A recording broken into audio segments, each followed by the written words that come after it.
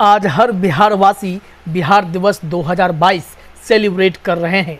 ऐसे मौके पर कई युवाओं के जहन में सवाल उठ रहे होंगे कि आखिर बिहार को प्रांत के रूप में पहचान कब और कैसे मिली। इस बात से इनकार नहीं किया जा सकता है कि मौजूदा वक्त में बिहार के हजारों युवाओं को अपने राज्य के गौरवशाली इतिहास के बारे में सटीक जानकारी नहीं है। तो चलिए आज हम बिहार निर्माण की बात करते हैं। आधुनिक बिहार अस्मिता की लड़ाई करीब 125 साल पहले लंदन से शुरू हुई थी। आरा के रहने वाले सच्चिदानंद सिन्हा वकालत की डिग्री लेने के लिए लंदन गए थे।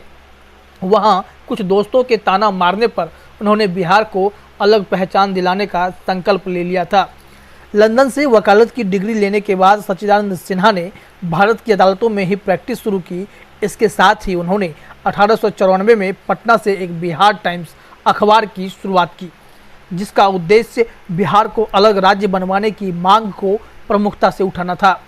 पटना हाईकोर्ट के वरिष्ठ अधिवक्ता वैवी गिरी बताते हैं कि सच्चिदानंद सिन्हा पटना यूनिवर्सिटी के वीसी भी बनाए गए थे। वह बिहार लेजिस्लेटिव काउंसिल के चेयरमैन भी रहे। वह बिहार के पहले फाइनेंस मिनिस्टर भी रहे। बाद में सच्चिदानंद सिन्हा को संविधान सभा के पहले और अंतरिम अध्यक्ष भी बनाया गया। सच्चिदानंद सिन्हा का जन्म 10 नवंबर 1871 में आज के बक्सर के डुमराव अनुमंडल अंतर्गत चौंगाई प्रखंड के मुरार गांव में एक कायस्थ परिवार में हुआ था। बात फरवरी 1893 की है। सच्चिदानंद सिन्हा लंदन की एक गोष्ठी में गए थे। वहां लोगों ने उनसे पूछा कि आप भारत के किस प्रांत से हैं, तो उनका जवाब था बिहार। इस पर वहां मौजूद लोग ठहाका लगाने लगे और चुनौती दी कि भारत के नक्शे में बिहार कहाँ है, ये बताइए। यह बात सच्चिदानंद सिन्हा को कचोट गई और उन्होंने बिहार को अलग प्रांत के रूप में पहचान दिलाने की बात मन में ठान ली। वह जब भारत लौटे तो बक्सर रेलवे स्टेशन पर उन्होंने एक बिहारी युवक को बंगाल पुलिस की ड्रेस में देखा, तो उन्हें लगा कि बिहार की अपनी तो कोई पहचान ही नहीं है। भारत लौटते ही सच्चिदानंद सिन्हा बिहार को अलग राज्य की मान्यता दिलाने के लिए आंदोलन की शुरुआत कर दी। बंगाल प्रेसिडेंसी से बिहार को अलग कराने के लिए सच्चिदानंद सिन्हा, महेश नारायण, नंद किशोर लाल और राय बहादुर कृष्ण सहाय मिलकर आंदोलन को तेज करने में जुट गए। ये चारों मिलकर दिल्ली में लगातार बिहार को अलग करने की डिमांड करने लगे। उस दौर में विरोधी इन्हें चार भिखारी भी कहते थे। 1899 तक बंगाल राष्ट्रवादियों और विरोधियों का गढ़ बन चुका था। इस वजह से बिहार को अलग राज्य बनाने की मांग को बल मिलने लगा था, क्योंकि ब्रिटिश हुकूमत भी चाह रही थी कि बंगाल प्रांत का विभाजन किया जाए। 1904 में ब्रिटिश हुकूमत ने बंगाल के विभाजन का विचार पेश किया। विभाजन से पहले लॉर्ड कर्जन ने कई इलाकों का दौरा किया और प्रमुख हस्तियों से चर्चा भी की। 16 अक्टूबर 1905 को बंगाल का विभाजन कर 2 हिस्सों में बांट दिया गया।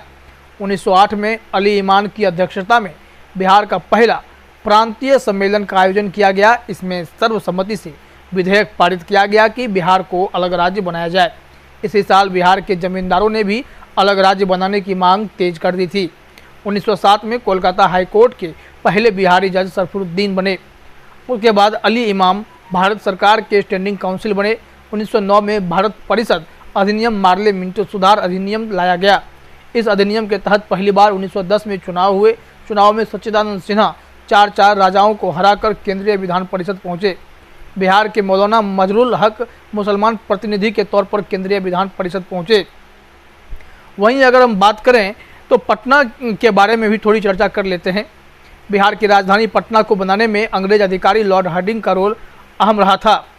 लॉर्ड हार्डिंग की डिमांड पर ही पटना में यूनिवर्सिटी, कॉलेज, नई सड़कों का निर्माण भी हुआ।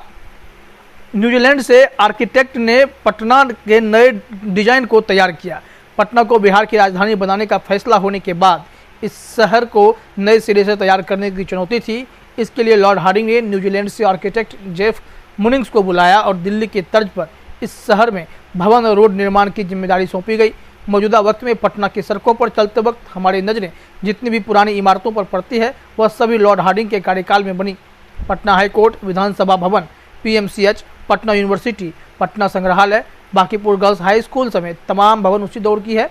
पटना कॉलेज का प्रशासनिक भवन इन सबसे ज़्यादा पुराना है। इसका निर्माण हॉलैंड के कारीगरों ने 1863 ईस्वी में किया था। लॉर्ड हार्डिंग के कार्यकाल 1910 से 1916 तक रहा।